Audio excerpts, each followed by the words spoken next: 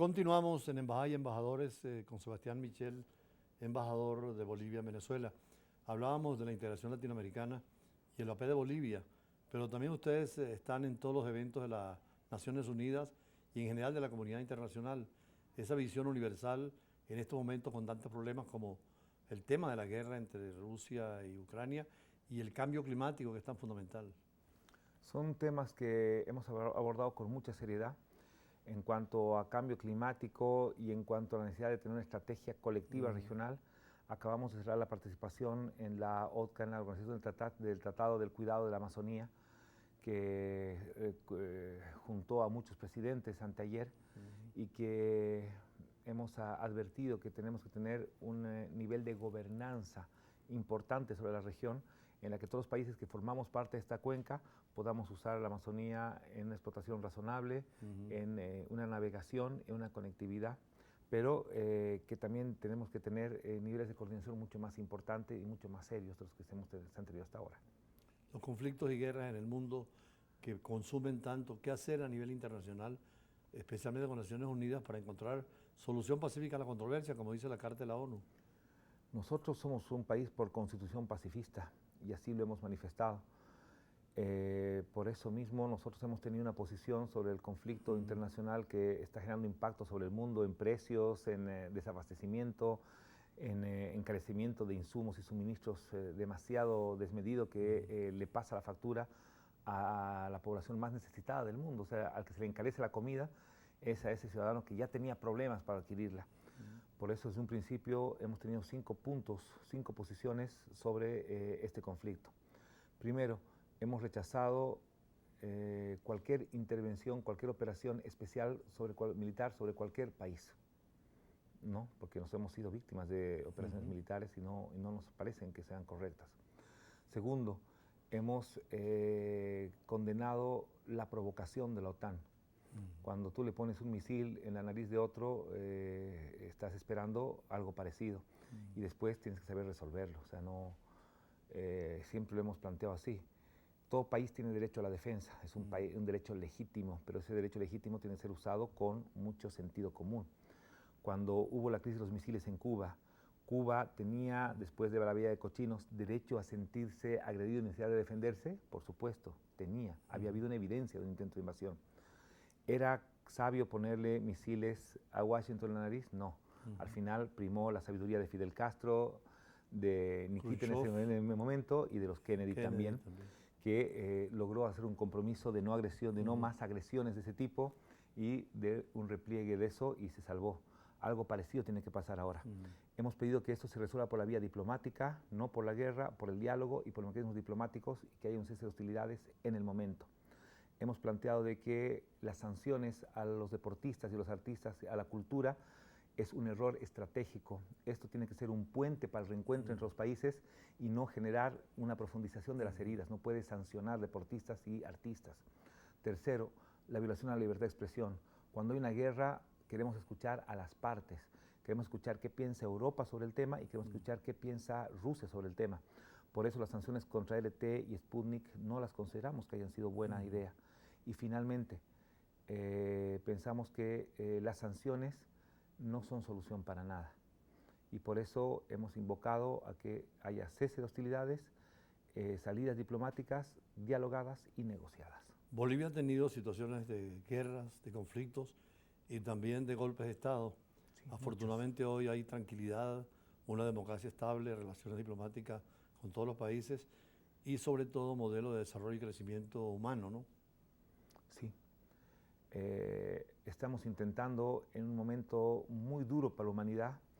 Todos los países tienen una baja muy dura de reservas netas internacionales, que es lo que finalmente te sirve para importar tecnologías, medicamentos y temas que no se producen en todo el mundo.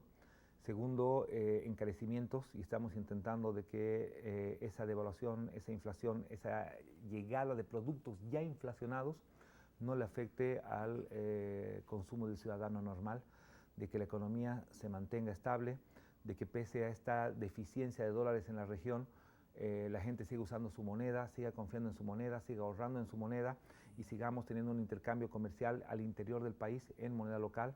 Creemos que hemos logrado esa estabilidad estamos muy preocupados de que podamos incrementar un poco la producción de comida, porque así como creemos que la gente va a entrar en sensatez y se va a dialogar y el mundo va a volver a la normalidad, también se pueden agravar las cosas y va a ser importante que los países tengamos seguridad alimentaria, seguridad energética.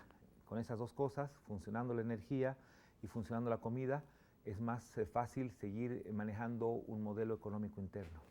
En la prensa mundial está muy destacado en lo económico Bolivia como materia prima que tiene el litio, que es fundamental para las futuras realizaciones económicas. Inclusive me permití llevarle un artículo de Le Monde en alguna oportunidad donde hablaba que sería un nuevo emirato con el litio. ¿Qué es lo que pasa con el litio en este momento? El litio es un producto importante, muy importante para todo lo que es la electricidad. O sea, es lo único que te va a permitir que ese crecimiento de aplicaciones en los celulares, en las computadoras, lo que tú necesitas para alumbrar algunos espacios donde es muy cara el transporte de electricidad, lo puedes hacer con baterías de litio. Es muy importante para eso y para otras cosas, la tecnología. Y ahí es muy importante también la gobernanza del litio, ¿no? Hubiera sido ideal que tres países que tienen mucho en ese llamado triángulo de litio, que son Chile, Argentina y Bolivia, sumado a México, podamos tener un nivel de coordinación parcial OPEP que pueda un poco valorar hasta dónde vender cada país para que no haya una sobredemanda que permite estoquear y jugar con el precio desde afuera, pero a la vez también poder tener un precio que sea justo para que nuestras poblaciones tengan un mejor nivel de vida, para que puedan superar cada vez más la pobreza.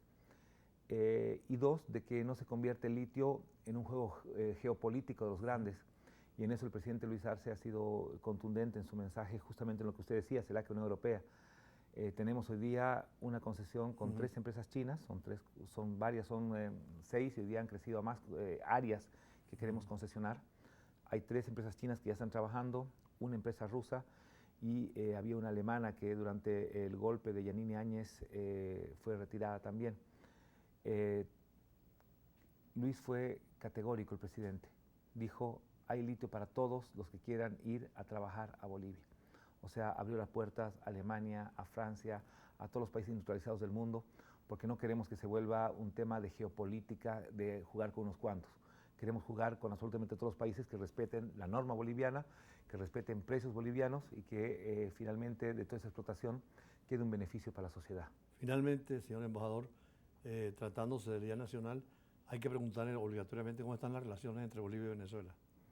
No, Bolivia y Venezuela tienen relaciones ya, cuando cumplamos 200 años, van a ser 200 años que estamos juntos.